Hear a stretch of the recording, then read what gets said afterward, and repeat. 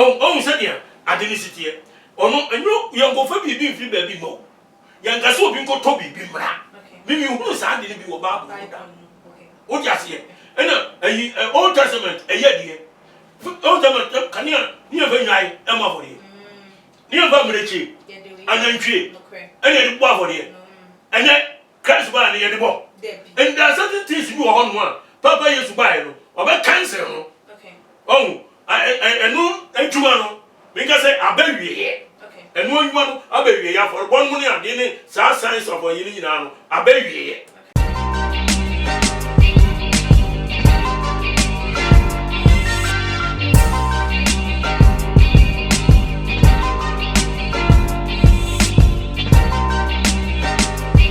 Mema obibia akwaba ede ebatuma GHS so Jumedia woni gusa wo hwe Ghana wahala Jumedi na munua ba ekes kapane nenso menemu edi ehye na ene de video bi a circulate e wo social media ni nyina eyesofu panyi a enam eye ne miracles a wo ye ne nkomhye ne ye direction a wo de element no dodo na enim dodo na eboje ne so dodo na epenase dodo na so empe eye ni nyumu a wo ye na nipa ye ka ne ho asem Bishop Daniel Obinim adodo na nim ne se Angel Obinim na ene the video circulate say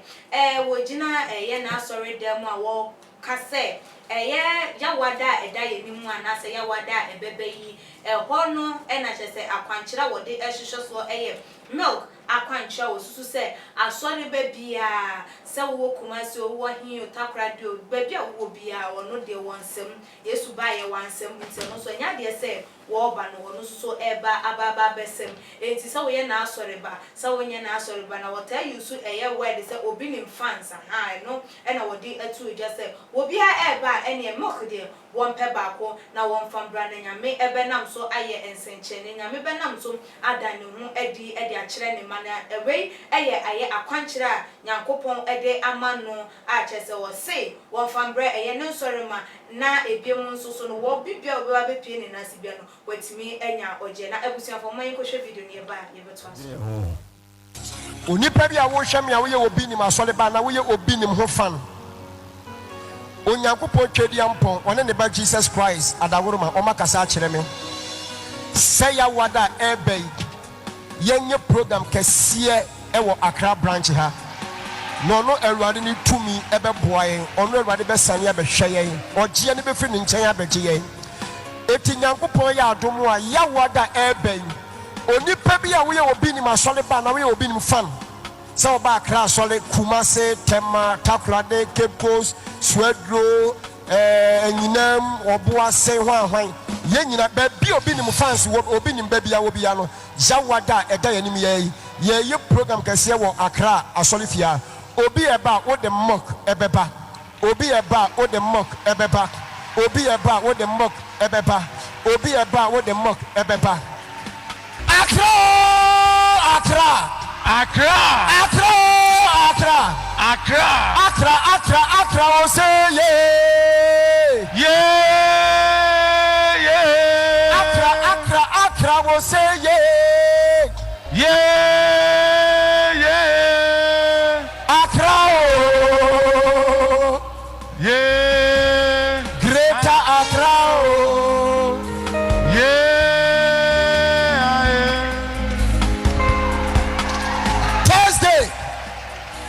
fa omoka no ebra na twedian ponyankopon ne be Jesus Christ ebeboa wo onipa bia wo hwe me bia asole bia wo kɔ ubetima baby asole bia wo kɔ bia betima baby asole bia wo kɔ bia betima baby asole bia wo kɔ bia betima baby wo ye kremoni a ubetima baby wo Jesus Christ ene ye kye nyankopon ne ba obi nim dinko ade a brebi no nyame tumi ebeboa wo meda wase me sanso emamo akwaba sunko ebien se mo amapa akwa hwe video no mahunu se de wo kan nsem ene de wo kan ye ewo mu enyina na wote ye so se de na ensori ma no so ebo ejeso ha we che so mo aye ready na eno ama ene de matunsa de afre apostle Ajeman Prempe a oda asafani din ede the Bible Church of God 7 da ewo incline kaswa tuba junction na mne no ebe twitwi komo afa emo God's Ochman Yes. No akaba. Yeah, ena. Bibi aboko di. Urade adom bibi aboko. Ede radias. Se bi enifi. Awon so yedi. Nyame adom so me ho ye pa. Ede radias. Jo, apostle, wo share ye video yi me ne wa ne kokko share ye wetie ne nsem a wo kan ye. Bishop Daniel Obinim. Wo share said the wo ye ne nyoma ne ya wo da ne dia na nyoma se wo de e ba abonti ade na betimi aka fa ho. Yo. Yes, Kapa. Edi ka nyame nhyira wo. Wo nhyira my phone na onyam kase. Ne ahwefo nso urade mu a obia kase nhyira nkoso enkoma obia asafumane the president mabusia nso chia obia na emishisha o se ese de examino je nipa nterefu nipa ntijan so o se make no so de koya kwanjire Be about family camera. Be a family, no more Tommy Gwyneth go. Make it a quiet day. Oh, say, Mimi to me, say, the Bible woman, per se, Barbara Quanchana, the Bible corner, already a pie to say young fast one. Per se a fast. And any pounds, omo pe nkonya nsankyerene ne ade so uka Jeremia 5:31 no wasi adi fo hye nkomtro na so fo nso na mo ankasa so di omo kokoso nsem na memman ya ye nipa ne wo ma no so no ye pene saa na wie no so ne be ndey sa na urade ka so we o kan miniki ko pe dey so dey Milky at the idea. And so, Seravia, the puppy, bebre, send the puppy. And then Jenny, the other one may be almost open. Ah, oh, just here. Barbara can't say me. And one over for fear. So, can anybody, oh, sorry, I didn't hear pa, Yamia son. Well, near bomb pie. So, you're so for no say, each of you, and come shape you, and I need to a new be, and then you'll be a dumb war. Na waka so na miliki de ebetom sei wo twa tro gunku a New Testament wo kra no Paul ai papa Yesu na kwa pe mu wanga se obi fa bibi mra aso den no fa nye bibi ma no wo ti ase obi fa bibi mra na ye va nye akwankyere bi ono achi no na somafo yi Peter ne Paul no ne agabo ni wadifo wo nyina o bianu a asori mu wase momfa ayi members mo ba asori a momfa kodu ana ensuro bi ana nka bi ni mereki a bishop bi ni wasanwan ono so egika wanse mu ebi no chok ebi ni chok kunkunu edu enu ebi adanse se wo di Bible mu kakra no hu se de oye na yetro ono na dwemi nyansa na obi ebibie enye Bible kwan no eno nam so eno me kire o se wo se adifo no be bibi asofo no omo be ka di omo pen na nipa no so epeni saa so edi wa fa nipa na dwemi ni bibia no hu oh ena de obe ka bia we enye biblika enso omo di so wo de ai akua na se afefo ni etiefo check firi my friend say Bible mum wo de enko old kura wo de brand as wo ko see Revelation obi ba anu wa Paul ni Peter no ni asomfo no e kire obi say ko fa bibi bra ne fa nya bibi ma wo na ne be mo wa bra bo ayeye ana so obenye ska ana so obenya awo ana so obi bibe yeye dabi eyam paibo obi yaro wa so ni mu ana say yaro fo bi wo ana say wo moni wo bi so a enu say onyame nipa wo bom pai ma no na yade na na tutuko na fini so na no wato no na bibi na nipa no ehia eyam paibo asafo ni nyina ne egusu ya kambom no e bom pai the very congregational prayers dodo mpaye we bo ne e boko eni ba mpan sa ne enu so Bible nso no a kire se sa kwa no na ye vanto ne den ye nyina so mo mpaye wukai first Peter I mean kinka hoga kranfa nchiro first Peter no chapter 5 verse 8 to 9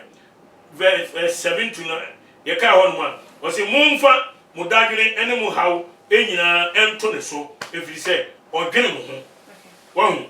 never go on so never to wurade so efiri se odwene ye ho wo problem a fa ma wurade odwene ye ho oto aso o se mumma mo ni na ho munyan efiri se mutamfo bonsam no enam se jata a obubom ehwehwe de obenya no amen ono na mumfa gidie enyina ho pintin ensim kwan efiri se munim se amano hunu ara ene odi ato mu nuanom a wo wiase so se won hunu so tiase na dum enyina Nyankopon a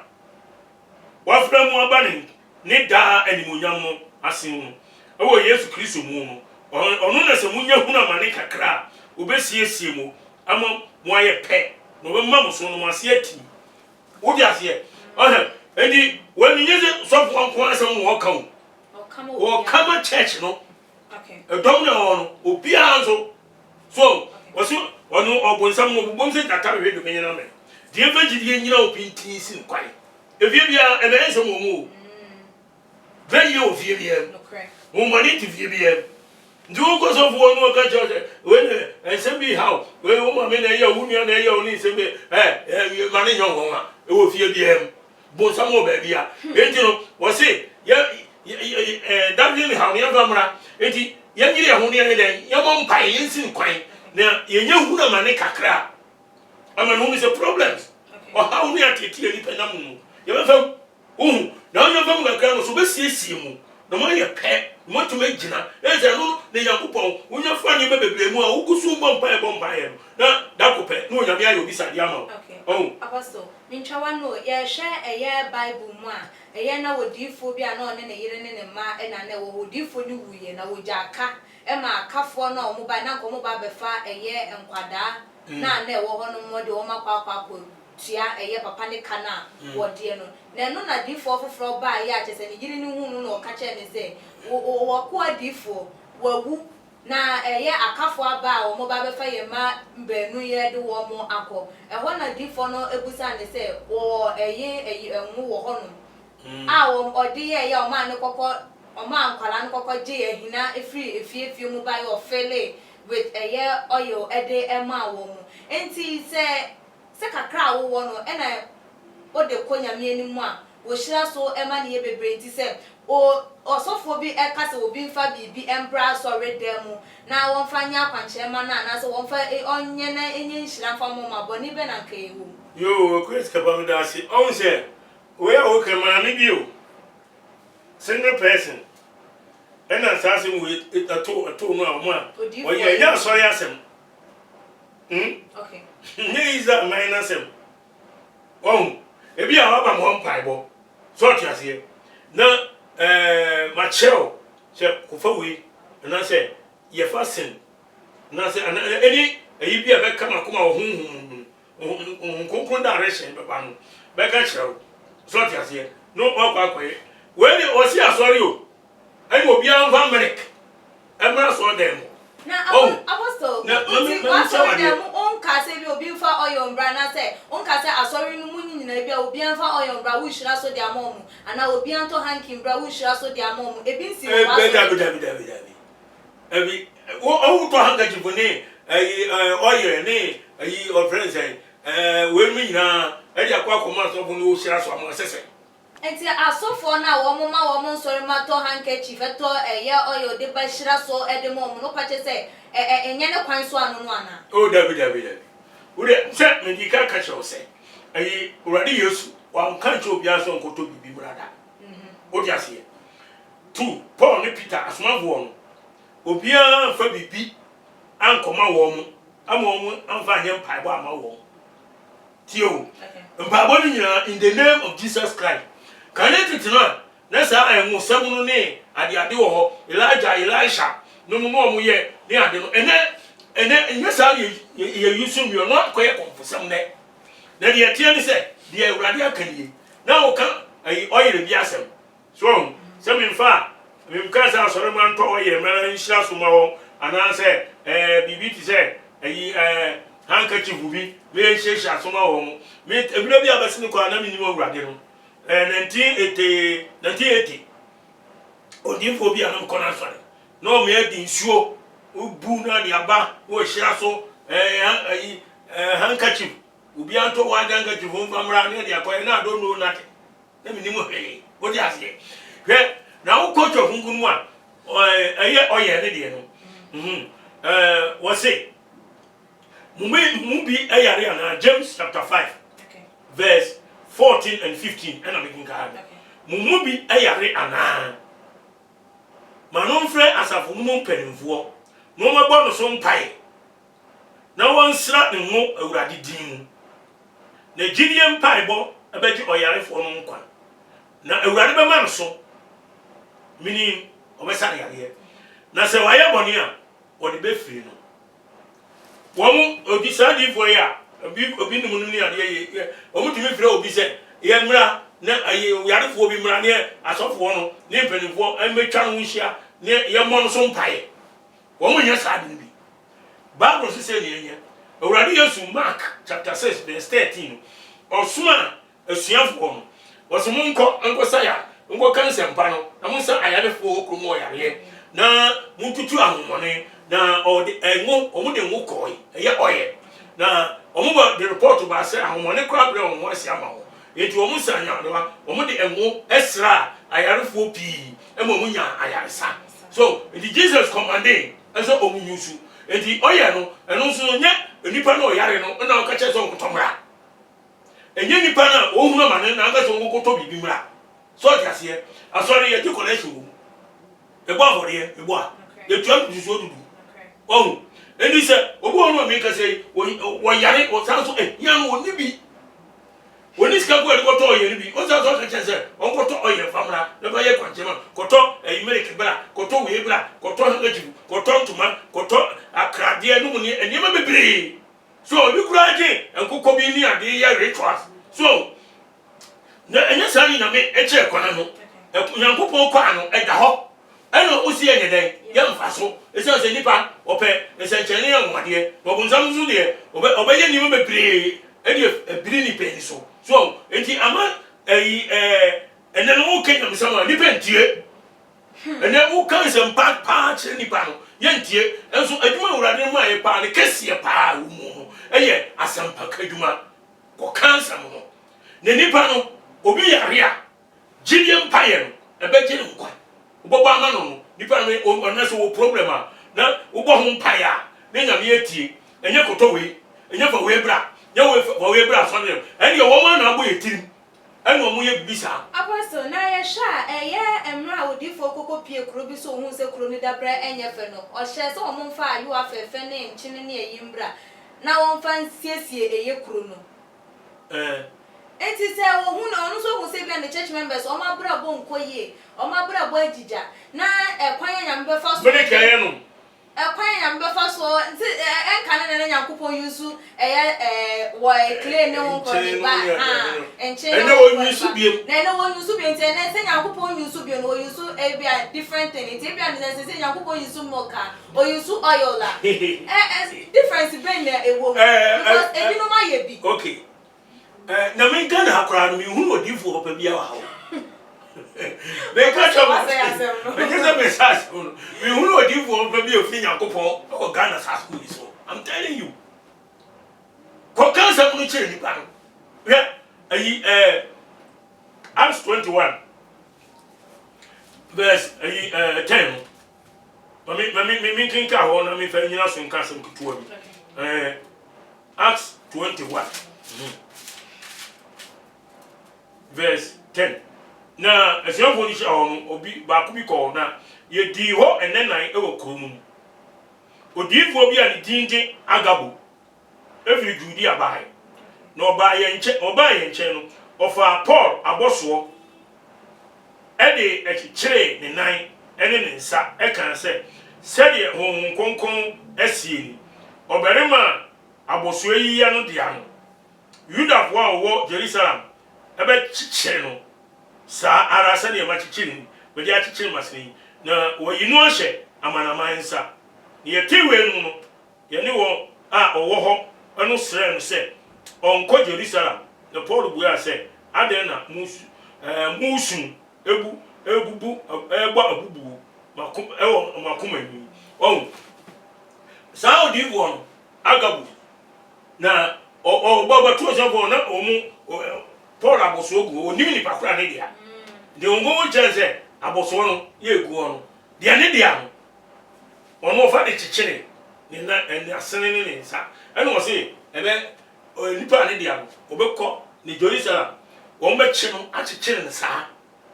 so enti nka be ya ko nya na nka wo ka bibisa de so afo ni nyina ka se Paul nya ne Paul so ene mo mane ha mo na enye chere kura wo ka se mo nyina akosi a enye chere nkwampo ne ebe chime na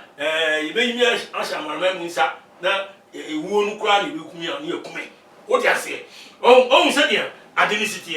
ono enyo yangofa bibi mfi ba bi mo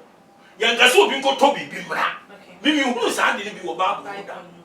wo dia se ena ayi Old Testament eyadie Old Testament kania ni eva nyai ema for ye ni eva mrechi anantwie ene de bo for ye ene Christ ba ne ye de bo and there are certain things bi wo ho no a papa Yesu ba ye no oba cancel no oh enu adwuma no because abawie ye enu adwuma no abawie ya for bon mu ne ade ne sa science of ye ni nyina no abawie ye eti wa wo de ayi new method abede ebe toa so so wo toa ayi dada no so enu wo si this am wo yare a First Peter 4:7 was mu mo adwene mo nte ne mo ni na ho nya den e ma mpa e bo edi this am no mo bia cheni pan how to play and when to play cheni ban mpa e bo o ti ase eni akwanche so fasting say very good fasting solve problems bebere kan no so no never say no enti sa wo Israel mu eni bia odivo ba ko a ohun ne yakopon yi no ona kom cheni mpa e bo oye ne nyame na mo so no yi ni ma chere no chere o ma no mo ye but this time there first nya so for nko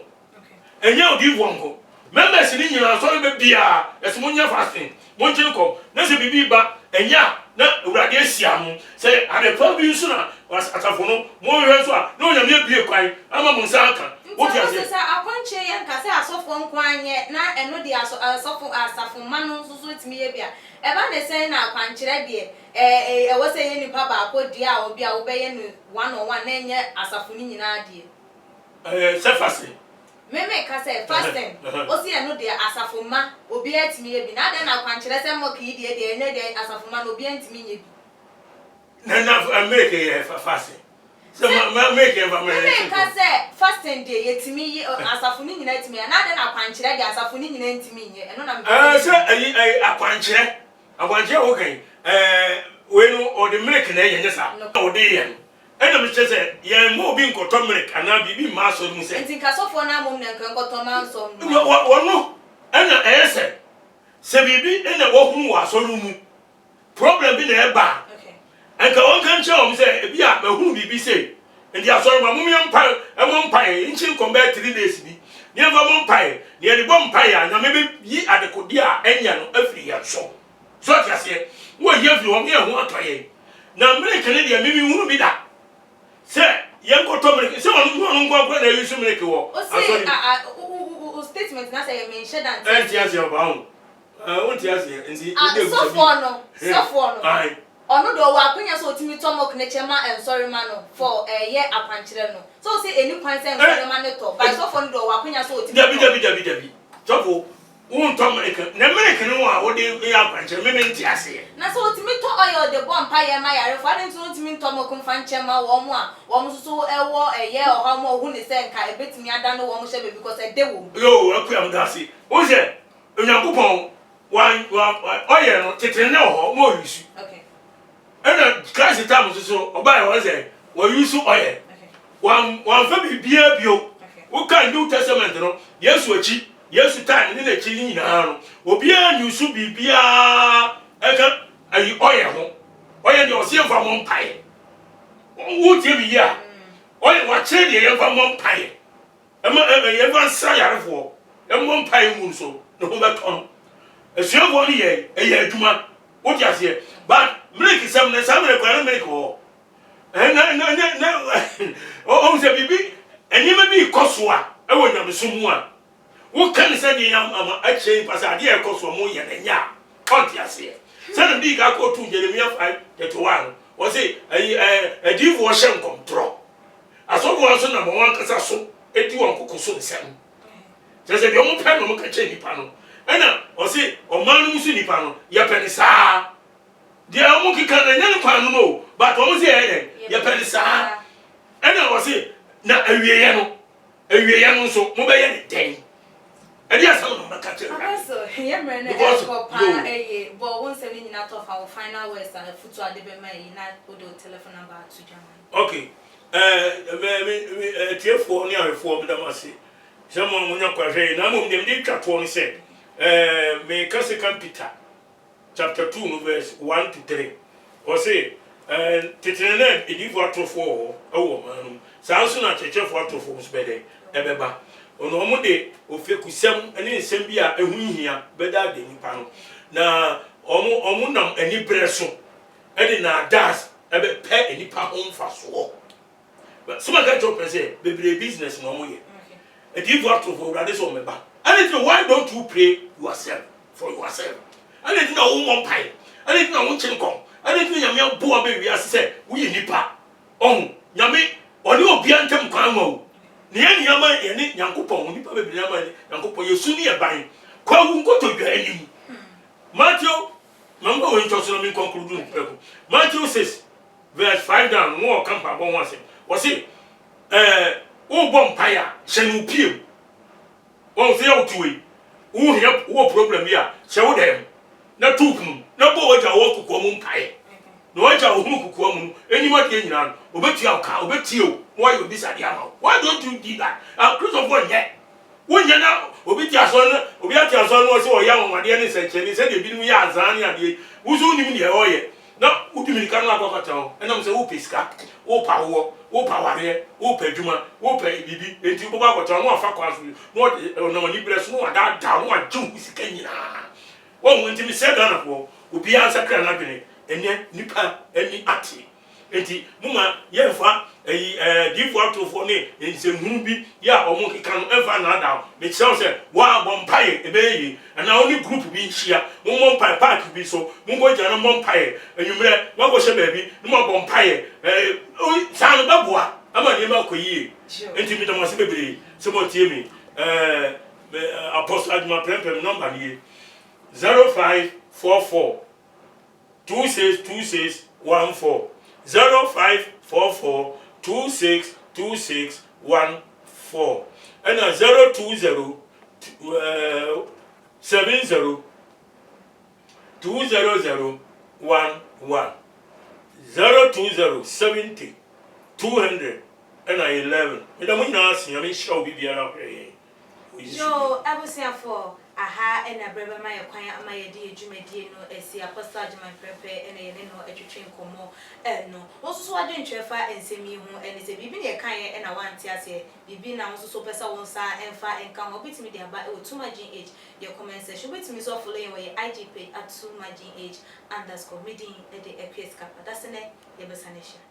Fit any as anything, and your friends say mechanic. Zana prophet kumichacha my sister me YouTube no baby am hwe bia am change afro and am aba too much GH share na prophet kumichacha me so me hwe